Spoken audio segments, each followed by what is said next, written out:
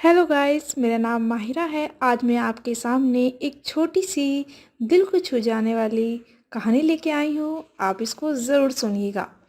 Phone की घंटी तो सुनी, मगर आलस की वजह से रज़ाई में ही लेटी रही। उसके पति राहुल को आखिर उठना ही पड़ा। दूसरे कमरे में पड़ी फ़ोन की घंटी बजती ही जा रही थी। इतनी सुबह कौन हो सकता है और सोने में नहीं देता। इस चिड़चिड़ाहट में उसने फ़ोन उठाया। हेलो, कौन? तभी दूसरी तरफ से आवाज़ सुनी। सारी नींद खुल गई। नमस्ते पापा। बेटा, बहुत दिनों से तुम्हें मिली नहीं। दोनों 12 बजे की गाड़ी से आ रहे हैं। दोपहर का खाना साथ में ही खाएंगे और हम 8 बजे की गाड़ी से वापस लौट जाएंगे। ठीक है। हाँ पापा, मैं स्टेशन पर आपको लेने आ जाऊंगा। फ़ोन रखकर वापस कमरे में जाकर उसने रचना को बताया कि मम्मी पापा 12 बजे की गाड़ी से आ रहे हैं और दोपहर का खाना हमारे साथ ही खाएंगे।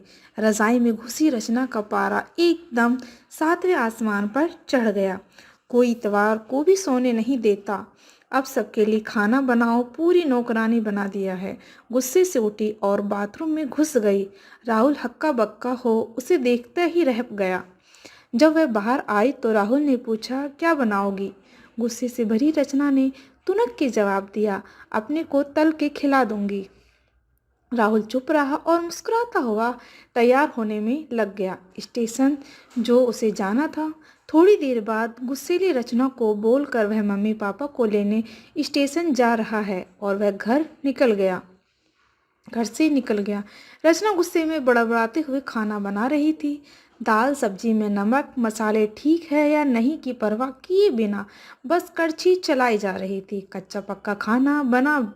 बेमन से पराठे तलने लगी, तो कोई कच्चा तो कोई जला हुआ। आखिर उसने सब कुछ खत्म कर दिया और नहाने चली गई।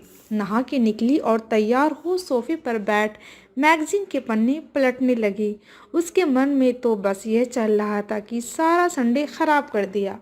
बस अब तो खाए खाए और वापस जाएं। थोड़ी देर में घर की घंटी बजी तो बड़े बेमन से उठी और दरवाज़ा खोला। दरवाज़ा खुलते ही उसकी आंखें हैरानी से फटी की फटी रह गई और मुंह से एक शब्द भी नहीं निकल सका। सामने राहुल के नहीं, उसके मम्मी पापा खड़े थे, जिन्हें राहुल स्टेशन से लाया था। मम्मी ने आगे बढ़कर उसे झिंझोड़ा, अरे क्या हुआ? इतनी हैरानी परेशान क्यों लग रहे हो? क्या राहुल ने बताया नहीं कि हम आ रहे हैं? जैसे मानो रचना की नींद टूटी हो। नहीं मम्मी, इन्होंने तो बताया था, पर चलो आप अंदर तो आओ। राहुल तो अपनी मुस्कुराहट रोक नहीं पा रहा था। कुछ देर इधर उधर की बातें करने में बीत गया। थोड़ी देर बाद पापा ने कहा, रचना गप्पे ही मारती रहोगी या कुछ खिलाओगी भी? यह सुनकर रचना को मानो सांप सूंघ गया हो। क्या करती बेचारी, तो अपने हाथों से बनाए अध पक्के और जले हुए खाने को परोसने पड़ा। मम्मी पापा खाना तो खा रहे थे, मगर उनकी आंखों में एक प्रश्न था जिसका वह जवाब ढूंढ रहे थे। आखिर इतना स्वादिष्ट खाना बनाने वाली उनकी बेटी आज उन्हें कैसा खाना खिला रही है? रचना बस मुंह नीचे किए बैठी खाना खा रही थी।